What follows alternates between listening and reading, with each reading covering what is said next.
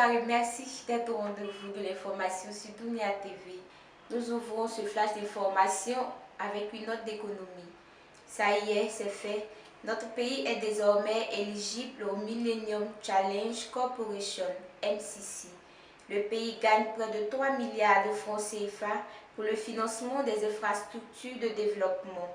C'est le vendredi 7 novembre 2015 que le MCC a officiellement publié la performance de notre pays au titre de l'année fiscale 2016. La Côte d'Ivoire enregistre 13 indicateurs sur 20 par rapport aux autres pays.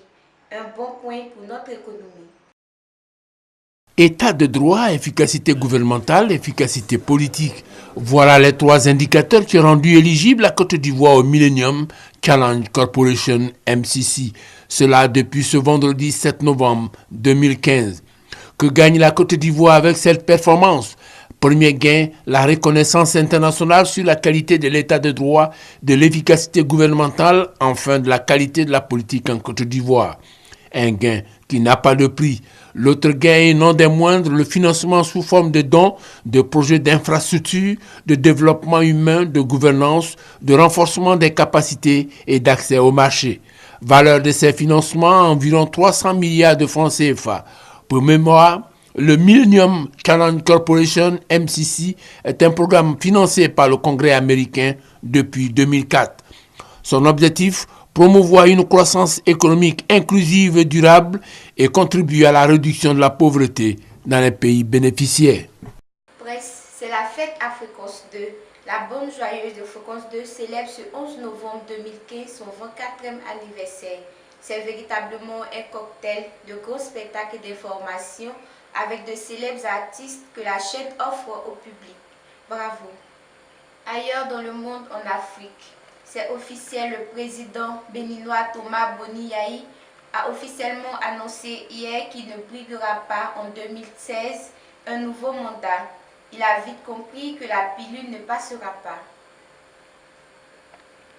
Plus loin en Centrafrique, c'est la veillée d'âme pour les futures élections.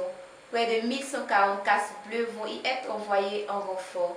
C'est une décision de l'ONU prise à l'approche des élections de décembre et de la visite probable du pape François fin novembre. La situation dans ce pays est toujours volatile. Un casque bleu y a été tué hier mardi dans des affrontements entre groupes rivaux. En culture maintenant, les activités de la 9e édition du marché des arts et du spectacle africain Massa seront probablement lancées le 22 janvier prochain à Abidjan, selon les responsables du ministère de la Culture. Enfin, espérons-le car on annonce la participation de Manu Dibango et Bassekou Kouyaté. Cette 9e édition du Massa est prévue du 5 au 12 mars 2016 à Abidjan sous le thème Réinventer les arts de la scène. En tout cas, une très belle initiative. Enfin, en sport, la SEC d'Abidjan de Roger Rogné vient de choisir un nouvel entraîneur. La page Alain Guaméné est tournée sans titre. Jean-Marie Assoumou, c'est le nom quasi connu du nouvel entraîneur des Or et Noirs. Espérons que les Mimosas enchanteront à nouveau leur public.